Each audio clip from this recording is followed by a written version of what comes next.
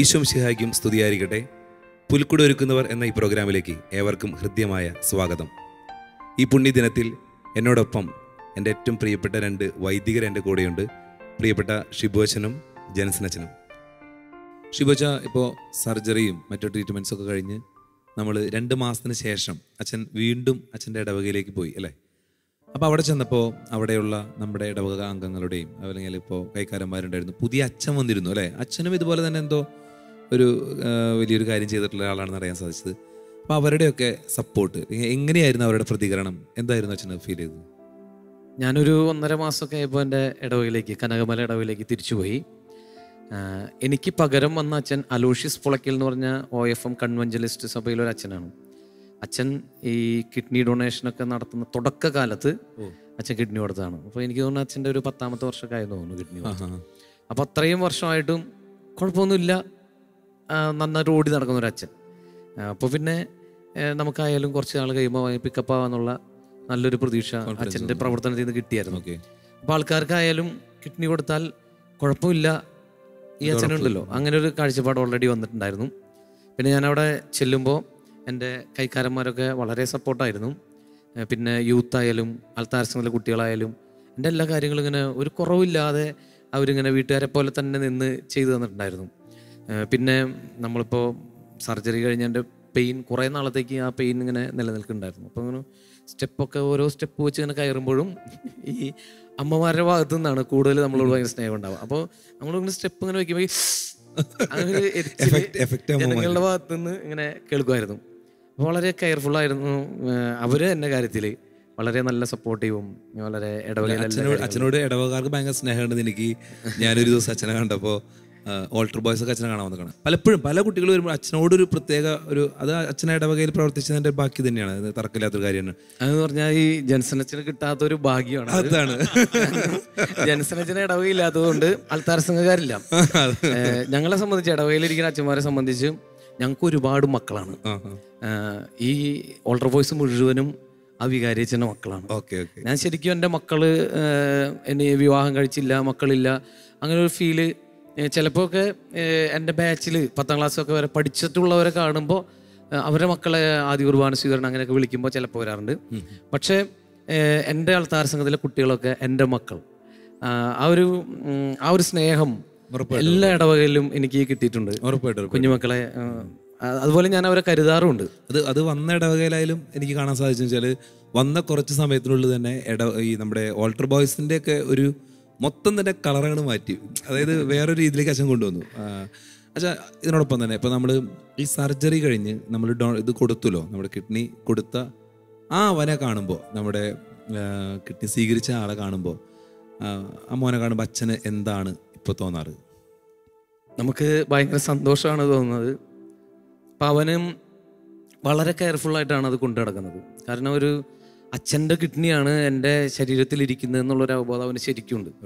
ഞാനൊരിക്കലും എവിടെയോ ഒരു ഇൻ്റർവ്യൂവിന് ഇങ്ങനെ എന്നോട് ചോദിച്ചപ്പോൾ ഞാൻ ഇതിനെക്കുറിച്ച് പറഞ്ഞിട്ടുണ്ട്. അവനിപ്പോൾ എന്തെങ്കിലും ഒരു പ്രശ്നം വന്ന് ഹോസ്പിറ്റലിൽ ചെല്ലുമ്പോൾ അവൻ ഈ ഡോക്ടേഴ്സിൻ്റെ അടുത്തും നഴ്സുമാരുടെ അടുത്തും ആദ്യം പറയും, സൂക്ഷിച്ച് എൻ്റെ കിഡ്നിക്ക് ഒന്നും പറ്റാൻ പാടില്ല. എനിക്കെന്തെങ്കിലും പറ്റിയാലും കുഴപ്പമില്ല, എൻ്റെ കിഡ്നിക്ക് അത് അച്ഛൻ്റെ കിഡ്നി. അപ്പം അങ്ങനെ ഒരു വളരെ കെയർഫുള്ളായിട്ട് അവർ നോക്കുന്നുണ്ട്. പിന്നെ കാണുമ്പോഴൊക്കെ വളരെ സന്തോഷമാണ്.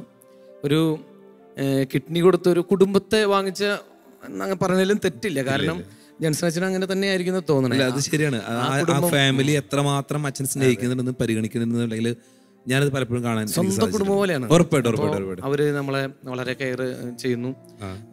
പലപ്പോഴൊക്കെ പറഞ്ഞു കേട്ടിട്ടുള്ളത് നമുക്ക് കിട്ടാനുള്ളതൊക്കെ കിട്ടി കഴിയുമ്പോ പിന്നെ നമ്മളെ വിട്ടുപോകും. പക്ഷെ കിഡ്നി കൊടുത്ത കേസിൽ അങ്ങനെയല്ലെന്നാണ് അച്ഛന്മാർക്ക്, ജൻസനച്ചൻ തന്നെയായിരിക്കും പറയാനുള്ളത്. തീർച്ചയായിട്ടും. അച്ഛൻ എന്താണ് കിഡ്നി കൊടുത്ത ആ കുട്ടിയെ കാണുമ്പോൾ എങ്ങനെയാണ് അച്ഛൻ്റെ അനുഭവങ്ങൾ? ഇപ്പം സ്വീകർത്താക്കള് പല വിധമാണുള്ളത്. അതെ. ഒരുപക്ഷെ അച്ഛൻ കൊടുത്ത സ്വീകർത്താവിന് എനിക്കറിയില്ല, ഞാൻ കൊടുത്ത സ്വീകർത്താവിന് അച്ഛൻ അറിയില്ല. ഓരോരുത്തർക്കും പ്രത്യേക കേസുകളാണുള്ളത്. അപ്പോൾ ഞാൻ കൊടുത്തത് ഒരു യുവതിക്കാണ്.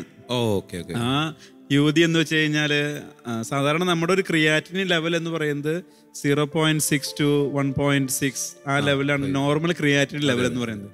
ഞാൻ കൊടുത്ത യുവതിക്ക് ഡയാലിസിസിന് പുള്ളി ആ സഹോദരി വിധേയയാക്കപ്പെടുന്ന ആ സമയത്ത് 40 40+. അത്രയും ജീവിച്ചിരിക്കുമോ? അങ്ങനെ that's A miracle, medical miracle ആണ്. അതൊരു മിറക്കിളാണ് അങ്ങനെ ജീവിച്ചിരിക്കുന്നത്. അപ്പം ഈ യുവതിക്ക് 2.5 വർഷത്തോളം യൂറിൻ ഇല്ലായിരുന്നു. സാധാരണ കേസിൽ അങ്ങനെ സംഭവിക്കില്ല. ഇതൊക്കെ കേൾക്കുമ്പോൾ ഞാൻ ഇപ്പോഴും ഓർക്കുന്ന എൻ്റെ മനസ്സിൽ ഒരുപക്ഷെ ആ യുവതി അത് അത്രമാത്രം പിന്നീട് അതിനെക്കുറിച്ച് ഓർത്തോന്ന് അറിഞ്ഞുകൂടാ. ഞങ്ങൾ ഓപ്പറേഷൻ കഴിഞ്ഞ് കഴിഞ്ഞിട്ട് ഞങ്ങൾ രണ്ടുപേരും സെപ്പറേറ്റ് വാർഡുകളിലും അല്ലെങ്കിൽ ട്രീറ്റ്മെൻറ്റ് കെയറാണ് രണ്ടുപേർക്ക് വേണ്ടത്. അപ്പം അവൾക്ക് സംസാരിക്കാനുള്ള സമയത്ത് വരുമ്പം അവൾ ഫോൺ വാങ്ങിയിട്ട്, വാർഡിലെ നേഴ്സിൻ്റെ ഒരു ഫോൺ വാങ്ങിയിട്ട് മുറിയിലായിരുന്ന എന്നെ വിളിച്ചിട്ട് എന്നോട് സംസാരിക്കുന്നുണ്ട്. എന്നിട്ട് ഇപ്പോഴും ആ വാക്ക് എൻ്റെ കാതുകളിൽ അലയടിക്കുന്നുണ്ട്. പ്രകാരമാണ്, അച്ഛാ 2.5 വർഷത്തിന് ശേഷമാണ് എൻ്റെ ശരീരത്തിലെ യൂറിൻ ഞാൻ ഈ ട്യൂബിൽ കാണുന്നത്. അത് ഇപ്പോഴും ഒരു പുള്ളിയൊരു കോരുന്നില്ല. ഞാനിപ്പോൾ എനിക്കൊരു പറവയെ പോലെ ഫീൽ ചെയ്യണേ. ഡയാലിസിസ് നടത്തുമ്പോൾ നമ്മുടെ ശരീരത്തിൽ നിന്ന് അണുക്കളൊക്കെ എന്നാ പറയണ, നമ്മുടെ ശരീരം ശുദ്ധീകരിക്കപ്പെടുന്നുണ്ട്. പക്ഷേ ഇതെൻ്റെ ശരീരത്തിൽ നിന്ന് ഇത്രമാത്രം ഇത് പോയി കഴിയുമ്പം ഞാനൊരു പറവയെ പോലെ ഫീൽ ചെയ്യുന്നു. എനിക്കിത് എങ്ങനെയാ അച്ഛനോട് വാക്കാൽ നന്ദി പറയാമെന്ന് വെച്ച് കഴിഞ്ഞാൽ അത് സാധിക്കില്ല. അപ്പം അതുകൊണ്ട് തന്നെ എനിക്ക് തോന്നുന്നു, ഞാൻ അന്ന് മുതൽ ഇന്ന് വരെ എല്ലാ കുർബാനയിലും ഒരു പക്ഷേ മറക്കാതെ ഓർക്കുന്ന ഒരു വ്യക്തി എന്ന് പറയുന്നത് ഈ വ്യക്തിയാണ്. എന്തുകൊണ്ടാണത്? ഒരു ജീവൻ കൊടുത്തത്. എൻ്റെ ഒരു പ്രാർത്ഥന അതായിരുന്നു. എൻ്റെ ഇപ്പോഴുള്ളൊരു പ്രാർത്ഥന അതാണ്, ഞാൻ മരിക്കുന്നതിന് മുമ്പ് ആ വ്യക്തി മരിക്കാൻ പാടില്ല. ആ ഒരു ചിലപ്പോൾ ഒരു സ്വാർത്ഥതയായിരിക്കാം. ബിക്കോസ് ജീവിക്കട്ടെ, നമ്മൾ കൊടുക്കുമ്പോൾ തന്നെ നമ്മുടെ അപ്പനമ്മയും ജീവിക്കുന്നു. നമ്മളൊക്കെ ഒരു അപ്പനായ പോലെയാണ്, ഒരു അപ്പനായ പോലെ ഒരു ജീവൻ കൊടുക്കുക എന്ന് പറയുമ്പോൾ ജന്മം കൊടുക്കുക. അപ്പം പരിശുദ്ധ അമ്മ, ഔസപിതാവ് ഇവരൊക്കെ ഒരു കുഞ്ഞിനെ ജന്മം കൊടുക്കുന്നു, പരിശുദ്ധ അമ്മ ജന്മം കൊടുക്കുന്നു. അപ്പം ഞങ്ങൾക്ക് അച്ഛന്മാർക്ക്, എനിക്കും ഷിബോച്ചനൊക്കെ എന്ന് പറഞ്ഞ ഒരു കുഞ്ഞുണ്ടായൊരു പ്രതീക്ഷയായിട്ടും ഒരു മക്കളുടെ നമുക്ക് നമ്മളല്ലാത്ത ഒരു കുഞ്ഞിന് ജന്മം കൊടുക്കാനാണ് സാധിച്ചു. അപ്പൊ അത് വളരെ സന്തോഷകരമായ അവസരം തന്നെയാണ്, ഒരു ഓർമ്മ തന്നെയാണ്. അച്ഛാ, നമ്മൾ പറയുകയുണ്ടായി ചെറിയ ചെറിയ സഹായങ്ങളും കുറെ ആൾക്കാരുടെ സഹായങ്ങൾ കൊണ്ടാണ് നമ്മൾ ഇതുവരെ എത്തിയത്. ഈ സമയം ഷിബോച്ചൻ്റെ അനിയൻ്റെ വൈഫിൻ്റെ ഒരു ചെറിയൊരു വോയിസ് കേൾക്കാം. എൻ്റെ ഇടവക പള്ളിയിൽ അച്ഛൻ വികാരി അച്ഛനായിട്ട് വന്നിരുന്നു. ആ സമയത്ത് അവിടെ ഒരു ചേട്ടന് ഇതുപോലെ തന്നെ കിഡ്നിക്ക് വയ്യാണ്ടായപ്പോൾ അച്ഛൻ കിഡ്നി കൊടുക്കാൻ തീരുമാനിച്ച് അതിൻ്റെ കാര്യങ്ങളൊക്കെ ഇങ്ങനെ ചെയ്തുകൊണ്ടിരുന്നായിരുന്നു. പിന്നെ അച്ഛൻ അത് സാധിച്ചില്ല. പിന്നെ ദൈവത്തിൻ്റെ നിയോഗം അച്ഛൻ കനകമലയിലുള്ള ഒരു ചേട്ടന് കിഡ്നി കൊടുക്കണം എന്നുള്ളതായിരുന്നു. അത് ആ ദൈവം നിശ്ചയിച്ച പോലെ അച്ഛൻ അവിടെ ചെന്നപ്പോൾ അത് കർത്താവ് നിറവേറ്റി കൊടുത്തു. പിന്നെ ഒരു 1.5 മാസത്തോളം അച്ഛൻ വീട്ടിൽ റെസ്റ്റ് എടുക്കാൻ വന്ന സമയത്ത് അച്ഛൻ്റെ കൂടെ അച്ഛന് എന്നെ കൊണ്ട് പറ്റാവുന്ന രീതിയിലൊക്കെ അച്ഛനെ സഹായിക്കാൻ പറ്റി. അപ്പോൾ നേരത്തെ തുടങ്ങി തന്നെ അച്ഛൻ പ്ലാനിങ്ങിലുണ്ടല്ലേ? ഈ ഒരു ഇപ്പോൾ പറയുന്നു മുൻപത്തെ ഇടവകയിൽ വെച്ചിട്ടും അങ്ങനെ ഒരു പ്ലാനിങ് ഉണ്ടായിരുന്നു. ഞാൻ ചായപ്പൻകുഴി ഇടവകയിലായിരുന്നു. അവിടെയാണ് അനീത്തിയുടെ വീട്. അവിടുത്തെ ഒരു പയ്യന്റെ കാര്യം പറഞ്ഞേ. അപ്പൊ അവന് ഇങ്ങനെ നല്ലൊരു പയ്യനായിരുന്നു, ഭയങ്കര ആക്റ്റീവ് ആയിട്ടുള്ള ഒരു പയ്യൻ. ഈ കാറ്ററിംഗ് സർവീസ് ഒക്കെയാണ് അവർക്ക്. അപ്പോൾ അവന് ഇങ്ങനെ കിഡ്നിക്ക് പ്രോബ്ലം വന്നു കഴിഞ്ഞപ്പോഴാണ് കൂടുതൽ ഇങ്ങനെ ഒരു ആഗ്രഹം, എൻ്റെ മനസ്സിൽ ഒരു ആഗ്രഹം ഉണ്ടായിരുന്നു. പക്ഷെ അവന് അവൻ്റെ അമ്മയുടെ കിഡ്നി സ്യൂട്ടായി. അപ്പോൾ പിന്നെ എനിക്ക് അതിനെക്കുറിച്ച് കൂടുതൽ ചെയ്യേണ്ട വന്നില്ല. അപ്പോൾ ഞാൻ കുറച്ച് ഫണ്ട് കളക്ഷൻ്റെ കാര്യങ്ങളൊക്കെ ചെറുതായിട്ട് സ്റ്റാർട്ട് ചെയ്തിട്ടാണ് ഞാൻ പോകുന്നത്. അന്ന് തുടങ്ങിയ ആഗ്രഹം ഉണ്ടായിരുന്നു. അന്ന് ഞാൻ പിതാവിനെ കണ്ട് അന്ന് ഞാൻ പറഞ്ഞിരുന്നു പോളി പിതാവിൻ്റെ അടുത്ത്. അപ്പോൾ പിതാവ് പറഞ്ഞു, മറ്റേ കിഡ്നി കൊണ്ട് പൂർണ്ണമായിട്ടും മിനിസ്റ്റർ ചെയ്യാൻ പറ്റുമെന്ന് ഡോക്ടർ എഴുതി തന്നാൽ സമ്മതിക്കാം അങ്ങനെ പറഞ്ഞിരുന്നു. എനിക്കും വേണം. അപ്പോൾ അതിനോടനുബന്ധിച്ച് ഞാൻ 1-2 പ്രാവശ്യം ഞാൻ ഈ നമ്മുടെ ഡേവിസ് ചെറമൽ അച്ഛനെ വിളിച്ചിട്ടുണ്ട്. അപ്പോൾ ഡേവിസ് അച്ഛനോട് ഞാൻ പറഞ്ഞു വെച്ചിട്ടുണ്ടായിരുന്നു. അപ്പോൾ എൻ്റെ സ്വപ്നം എന്ന് പറയുന്നത് മക്കളുള്ളവരുണ്ടല്ലോ. ഇപ്പൊ ജോജോ ഫോർ എക്സാമ്പിൾ, നിനക്ക് അങ്ങനെ വരില്ല. ജോജോ 2-3 മക്കളൊക്കെ ഉള്ള ഒരു അപ്പന് കിഡ്നി ഫെയിലിയർ ആയി അപ്പോൾ ആ മക്കൾക്ക് അപ്പൻ നഷ്ടപ്പെടാതിരിക്കാൻ വേണ്ടി അങ്ങനെയുള്ള ഒരാൾക്ക് കൊടുക്കണമെന്നായിരുന്നു എൻ്റെ ആഗ്രഹം. അച്ഛനോട് ഞാൻ അങ്ങനെ പറഞ്ഞു വെച്ചു, അങ്ങനെ ആരെങ്കിലും വരാണെങ്കിൽ പറഞ്ഞോളോ, ഞാൻ റെഡിയാണെന്ന്. പക്ഷെ അപ്പോഴേക്കും പിന്നെ കൊറോണയൊക്കെ വന്നു. പിന്നെ അങ്ങനെ സർജറിയും വലിയ സർജറികളൊക്കെ നിർത്തി വെച്ചല്ലോ. പിന്നീടാണ് ഈ കനകമലയിലത്തെ ഈ കേസ് വരുന്നത്. അപ്പോൾ ഇവരുടെ ഈ അപ്പൻ്റെ അമ്മയുടെ ഒക്കെ ആ വിഷമവും കിഡ്നി അവരുടെ അപ്പൻ്റെ എടുക്കാന്ന് പറഞ്ഞിട്ട് സ്യൂട്ടാവാണ്ട് വരുമ്പോൾ ലാസ്റ്റ് മൂമെന്റിലാണ് സ്യൂട്ടാവാണ്ട് വരുന്നത്. അപ്പോൾ അവരുടെ ടെൻഷനും പിന്നെ ഈ കിഡ്നി പേഷ്യൻ്റൊക്കെ ഇങ്ങനെ നമ്മൾ വെളുത്തിരിക്കുന്നവരൊക്കെ കരിക്കട്ട പോലെ. അപ്പോൾ ഈ പയ്യൻ്റെ ആ പ്രകൃതവും കാര്യങ്ങളൊക്കെ കണ്ടു കഴിഞ്ഞപ്പോൾ എനിക്ക് തോന്നി ഇവന് കൊടുത്തേക്കാം എന്ന് തോന്നിയിട്ടാണ് ഞാനങ്ങനെ കൊടുക്കാൻ തയ്യാറായത്. അപ്പോൾ അന്ന് തുടങ്ങിയ ഒരു ആഗ്രഹം ഉണ്ടായിരുന്നു. അതാണ് അനീത്തി അങ്ങനെ സൂചിപ്പിച്ചു വെച്ചത്. അവിടെയൊക്കെ ഭയങ്കര സപ്പോർട്ടായിരുന്നു കേട്ടോ. ഈ അനീത്തി ആയാലും അനീത്തിയുടെ കുടുംബമായാലും പിന്നെ എൻ്റെ അനിയനാണെങ്കിലും എൻ്റെ രണ്ടാനമ്മയിലുള്ളതാണ് അനിയൻ. പക്ഷേ എനിക്ക് തോന്നിയിട്ടുള്ളത് എൻ്റെ സ്വന്തം അമ്മയിൽ എനിക്കൊരു അനിയൻ ഉണ്ടായിരുന്നെങ്കിൽ അവൻ എന്നെ ഇത്രയും സ്നേഹിക്കില്ലായിരുന്നു. ഇതിനേക്കാളും കൂടുതൽ സ്നേഹം, സപ്പോർട്ട്. പിന്നെ ഞങ്ങളെ കൂടിയിട്ട് താലോലിച്ച് ഞാനൊരു 8ാം ക്ലാസ്സിലൊക്കെ പഠിക്കുന്ന സമയത്താണ് ഈ അനിയൻ ഉണ്ടാവുന്നത്. അപ്പോൾ അത്ര കെയറൊക്കെ കൊടുത്ത് അവനെ ഞങ്ങൾ കൊണ്ടുവരാറുന്നതാണ്. അപ്പോൾ ഞങ്ങൾക്ക് പെങ്ങന്മാർക്കായാലും എനിക്കായാലും അനിയൻ എന്ന് പറഞ്ഞു കഴിഞ്ഞാൽ ഒരിക്കലും ഞങ്ങൾക്ക് അത് അമ്മ വേറെയാണെന്നുള്ള ചിന്ത ഞങ്ങൾക്കില്ല. വീട്ടിലെ അമ്മയ്ക്കാണെങ്കിലും അങ്ങനെയില്ല. ഞങ്ങളെല്ലാവരും ഒരുമിച്ച് ഒറ്റക്കെട്ടായിട്ട് ഇങ്ങനെ മുന്നോട്ട് പോകുന്നു. അപ്പോൾ ഇവരൊക്കെ സപ്പോർട്ട് ഭയങ്കരമായിട്ടുണ്ടായിരുന്നു. ജനസനച്ചന് എങ്ങനെയാണ് നമ്മുടെ സഭയുടെ ഭാഗത്തു നിന്നുള്ള സപ്പോർട്ടൊക്കെ ഈ സമയത്തുണ്ടായിരുന്നത്? അച്ഛന് പോളിപിതാവ് പെർമിഷൻ കൊടുത്തു. തീർച്ചയായിട്ടും സഭയുടെ ഭാഗത്തുനിന്ന് ഞങ്ങളുടെ മേലധികാരികളാണ് സപ്പോർട്ട് ചെയ്യേണ്ടത്. അപ്പം അന്ന് ഞങ്ങളുടെ പ്രൊവിൻഷ്യാളച്ചൻ എന്ന് പറയുന്നത് എൻ്റെ സഹപാഠി തന്നെയായിരുന്ന സജീവ് മാളയക്കിലച്ചനാണ്. അപ്പോൾ എനിക്ക് സ്വാതന്ത്ര്യത്തോടു കൂടി സജീവനോട് സംസാരിക്കാം. സജീവ് പറഞ്ഞാൽ നീ ആലോചിച്ചിട്ടാണ് അതൊക്കെ എടുത്തിരിക്കുന്നത്. ഞാൻ പറഞ്ഞാൽ ആലോചിച്ചിട്ട് തന്നെയാണ്. അപ്പോൾ ഒരു പക്ഷേ എൻ്റെ സഹപാഠി തന്നെ ആയതുകൊണ്ട് കുറച്ചുകൂടെ എന്നെ മനസ്സിലാക്കുന്നൊരു വ്യക്തി ആയതുകൊണ്ട് കുറച്ചുകൂടെ എളുപ്പമായിരുന്നു. പിന്നെ സജീവച്ചനായാലും വീട്ടിൽ വന്ന് സംസാരിച്ചു. അന്ന് 3 മുറി ഇടവകയിലെ വികാരിച്ചൻ സണ്ണി കളമ്പന നടത്തിലച്ഛനാണ്. അച്ഛനുമായിട്ട് സംസാരിച്ചു.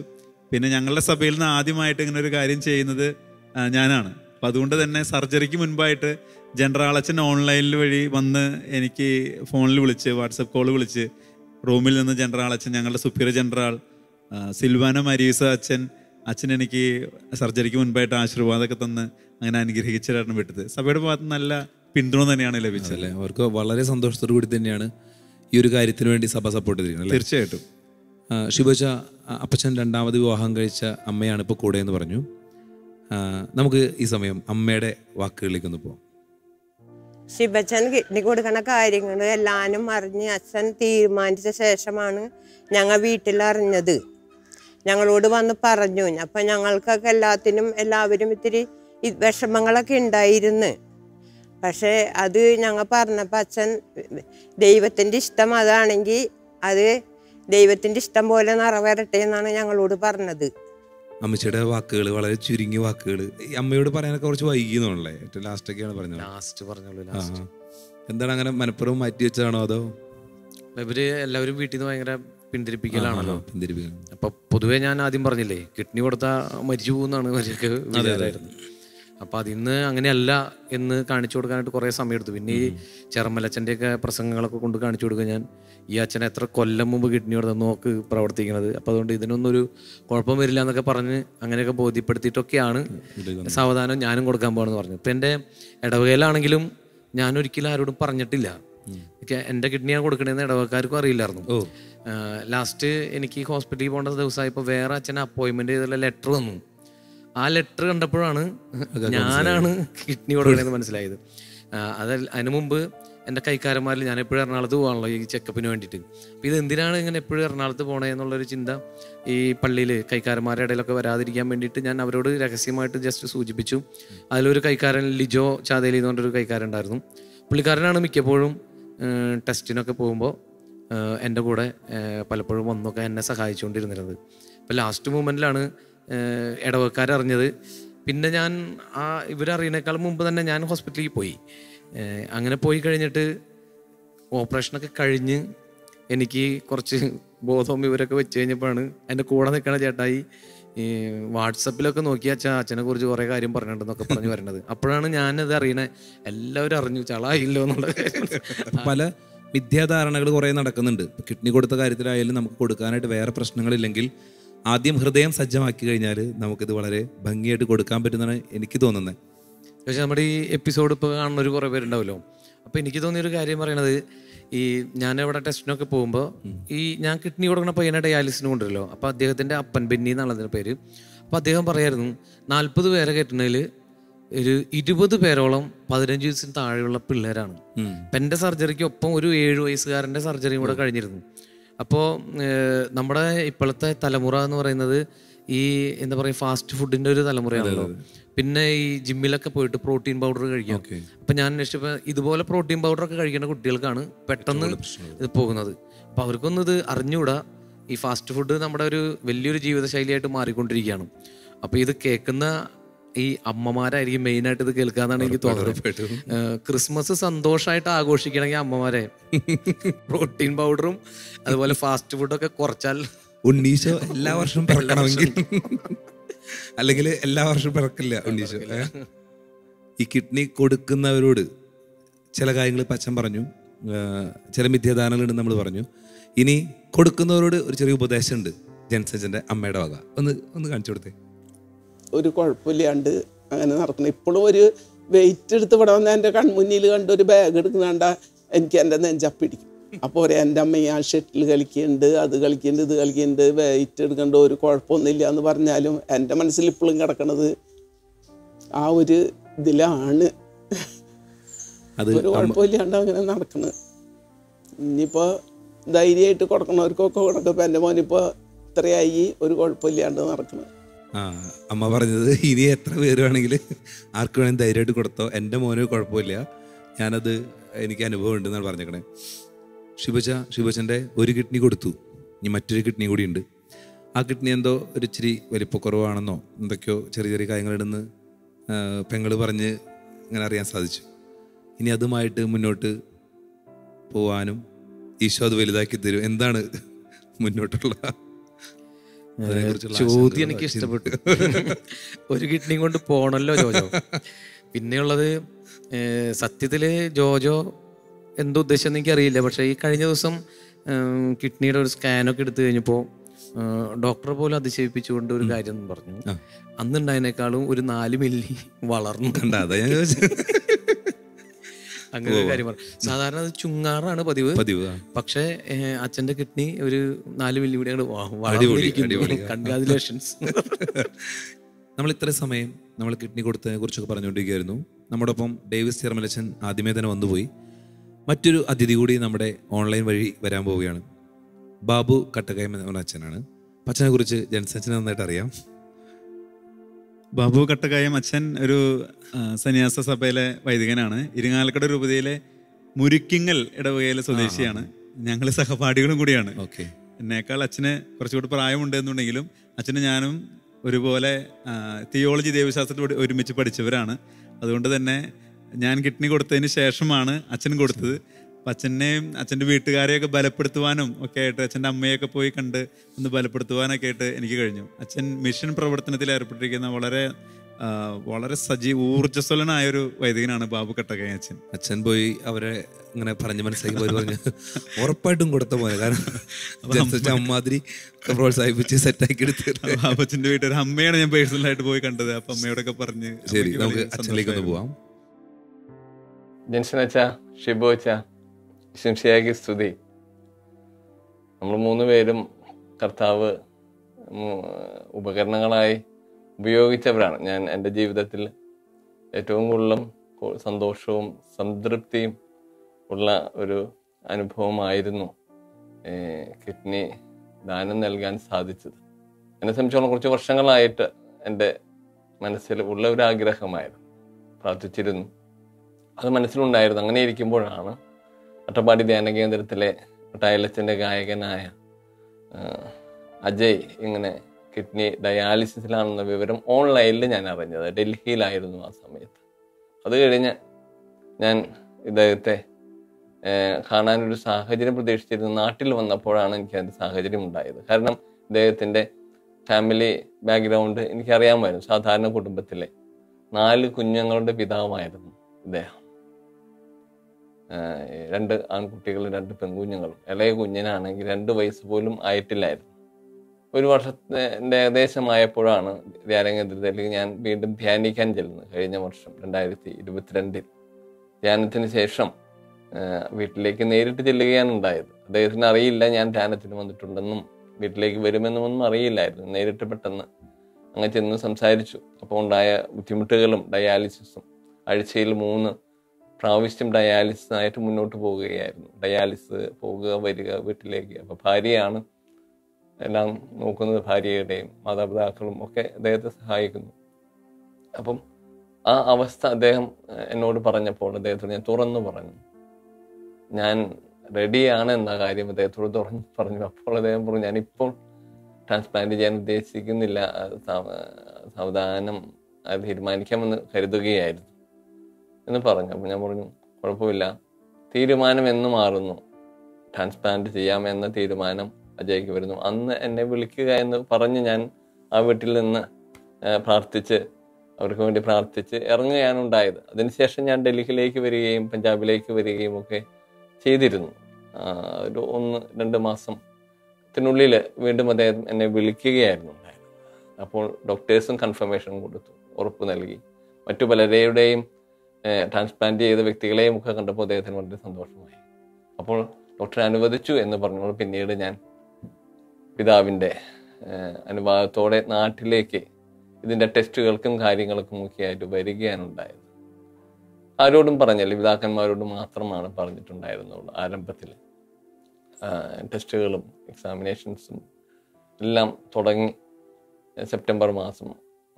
പിന്നീട് തിരിച്ച് ഞാൻ പഞ്ചാബിലേക്ക് വന്നു.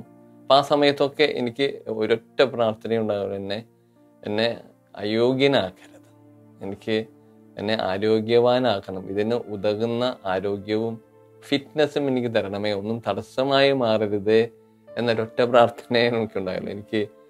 ഞാനൊന്നും തന്നെ ചെയ്തിട്ടില്ല, എനിക്കൊന്നും ചെയ്യാൻ ഞാൻ വിധേയപ്പെട്ടു, ആഗ്രഹിച്ച് പ്രാർത്ഥിച്ച് വിധേയപ്പെട്ടു. ആ കുഞ്ഞുങ്ങളെയും 4 കുഞ്ഞുങ്ങളെയും ആ കുടുംബത്തിൻ്റെയും ഭദ്രതയും ഭാവിയും മാത്രമാണ് എൻ്റെ ഹൃദയത്തിൽ ഉണ്ടായിരുന്നുള്ളൂ. ഓഗസ്റ്റ് മാസം തുടങ്ങിയെങ്കിൽ 2023 ഫെബ്രുവരിയിലാണ് ട്രാൻസ്പ്ലാന്റ് സർജറി നടക്കാൻ എല്ലാം ക്ലിയർ ആയത്. വളരെ സന്തോഷം. ഇതിനിടയിൽ ആണ് പല ക്രൈസിസുകളും വരുമല്ലോ. കാരണം എനിക്ക് എൻ്റെ അമ്മയോടും സഹോദരന്മാരോടും പറയേണ്ട കാര്യങ്ങൾ, മറ്റുള്ളവരുടെയും കൺസെൻറ്റ് വാങ്ങിക്കേണ്ട കാര്യങ്ങളൊക്കെ ഞാൻ അമ്മയോടെല്ലാം പറഞ്ഞത് ഏകദേശം ടെസ്റ്റുകൾ നടന്നു വരവേ 2 മാസത്തിന് ശേഷം, 2.5 മാസത്തിന് ശേഷമാണ് ഞാൻ ഏകദേശം ടെസ്റ്റുകളൊക്കെ ക്ലിയർ ആയി കഴിഞ്ഞപ്പോൾ ഇനി ഉറപ്പാണ് എന്ന് മനസ്സിലായപ്പോൾ അമ്മയോടാണ് ഞാൻ സൂചിപ്പിക്കുന്നത്. ബാബുച്ചൻ ഈ ഒരു ഉദ്യമത്തിലേക്ക് കടന്നു വന്നപ്പോൾ ബാബുച്ചൻ്റെ അമ്മ ഇതുപോലെ തന്നെ ഒത്തിരി പ്രഷർ അടിച്ചിട്ടുണ്ട്. നമ്മളൊക്കെ എല്ലാവരും തന്നെ നമ്മുടെ അമ്മമാരെ കുറിച്ച് പറഞ്ഞുകൊണ്ടിരിക്കുകയായിരുന്നു. നമുക്ക് ബാബുച്ചൻ്റെ അമ്മ പറയുന്ന വാക്കുകളിലേക്ക് ഒന്ന് പോവാം. ആദ്യമേ ഈ എറണാകുളത്ത് വന്നു എല്ലാ ടെസ്റ്റും കഴിഞ്ഞതിന് ശേഷമാണ് എന്നെ വിളിക്കുന്നത് ബർത്ത്ഡേയുടെ അന്ന്. അപ്പോൾ അമ്മയ്ക്കൊരു സന്തോഷവും ദുഃഖവും കൂടിയാന്ന് പറഞ്ഞപ്പോൾ എനിക്ക് പെട്ടെന്ന് തന്നെ അറിയാൻ വേണ്ടി സന്തോഷം കൊണ്ട് പറമോ എന്ന് പറഞ്ഞു. അത് കഴിഞ്ഞപ്പോൾ അമ്മ ഒട്ടും വിഷമിക്കരുതെന്ന് പറഞ്ഞു. അമ്മ വിഷമിക്കില്ല എന്ന് പറഞ്ഞു. അത് കഴിഞ്ഞപ്പോൾ ഇതിങ്ങനെ പറഞ്ഞു, ഞാൻ എൻ്റെ ഒരു കിഡ്നി ദാനം ചെയ്യാൻ പോവാണ്, പാവപ്പെട്ട ഒരു കുടുംബത്തിന് വേണ്ടിയിട്ടാണ്, 4 മക്കളുള്ളതാണ് എന്ന് പറഞ്ഞു. അപ്പോൾ ഞാൻ പറഞ്ഞു മിണ്ടാണ്ടിരുന്നു.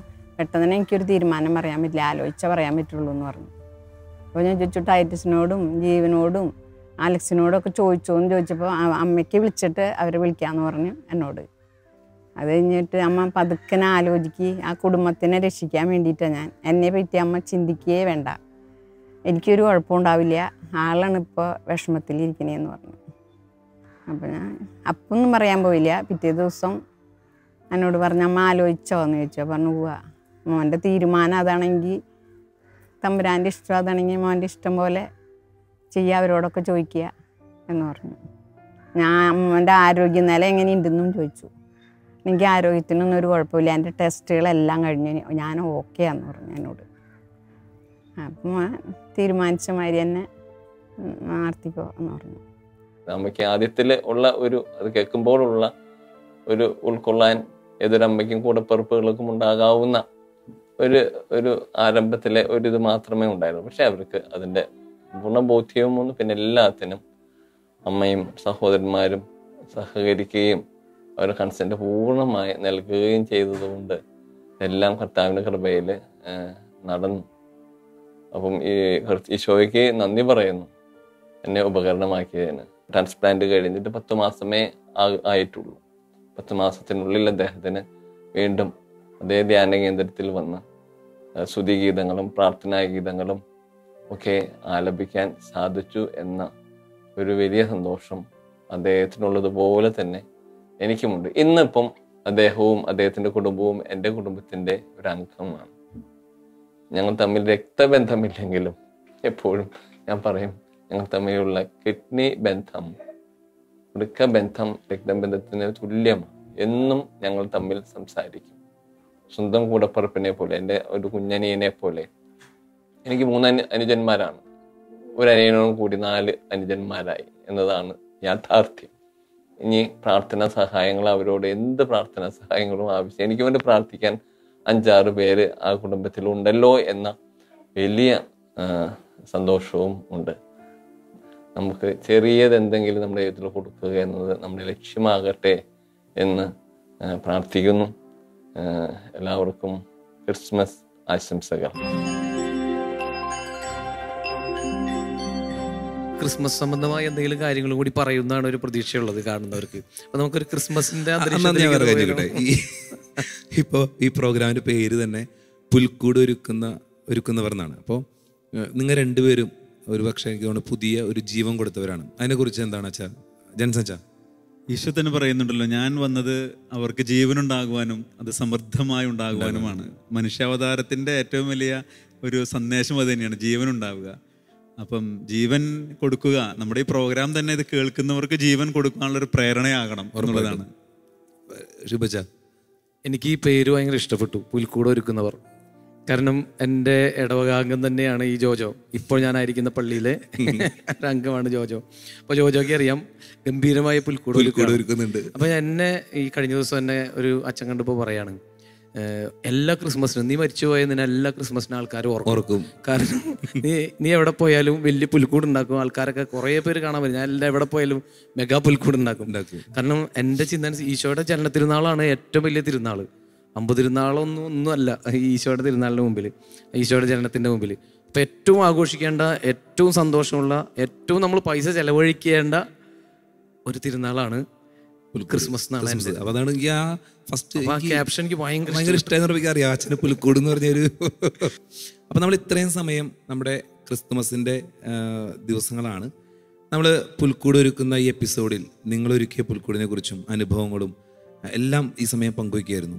ഇവർ മറ്റുള്ളവരുടെ മനസ്സിൽ ഇടം കണ്ടെത്തിയവരാണെന്നാണ് എനിക്ക് തോന്നുന്നത്. ഈ പുൽക്കൂട് ഒരുക്കിയവരാണ്. സോ എനിക്ക് തോന്നുന്നു ഈശോയ്ക്ക് കിട്ടാതെ പോയതും ഒരിടമായിരുന്നു. കാര്യത്തൊഴുത്തായിരുന്നു അവസാനം കിട്ടിയത്. അത് ജനങ്ങളത്ര കഠിനഹൃദയരായിട്ട് അതുകൊണ്ട് ആയിരിക്കണമെന്ന് എനിക്ക് തോന്നുന്നില്ല. തിരക്കുകളുടെ ഇടയിൽ അവർക്ക് സ്ഥലം കിട്ടിയില്ല എന്നാണ് എൻ്റെ ഒരു വിശ്വാസം. അപ്പോൾ നമുക്ക് ഓരോരുത്തർക്കും ഈ ക്രിസ്മസ് ഇപ്പോൾ കിഡ്നി കൊടുക്കാൻ സാധിച്ചില്ലെങ്കിലും മറ്റുള്ളവരുടെ ഹൃദയത്തിൽ ഇടം നേടാനായിട്ട് അല്പം സ്നേഹമെങ്കിലും കൊടുക്കുന്ന വ്യക്തിത്വങ്ങളാകാൻ നമുക്ക് ഓരോരുത്തർക്കും സാധിക്കട്ടെ എന്ന് ആശംസിക്കുന്നു. നമുക്ക് ഈ ക്രിസ്മസിൻ്റെ ആ മൂഡ് കളയാതെ തന്നെ ഒരു മനോഹരമായ ക്രിസ്മസ് പാട്ട് പാടാം. അച്ഛൻ ഒരു പാട്ട് പാടാനാണ്. മ്യൂസിക് ഡയറക്ടർ ജോജോ അടുത്തിരിക്കുമ്പോൾ ജോജോ പാടും. എനിക്കുള്ള പണി എനിക്കറിയാം. ശരി, അപ്പോൾ നമുക്ക് എല്ലാവർക്കും ഒരുമിച്ച് എൻ്റെ കൂടെ കൂടണം കേട്ടോ. നിങ്ങൾക്ക് അറിയില്ലെങ്കിൽ എൻ്റെ കൂടെ കൂടണം.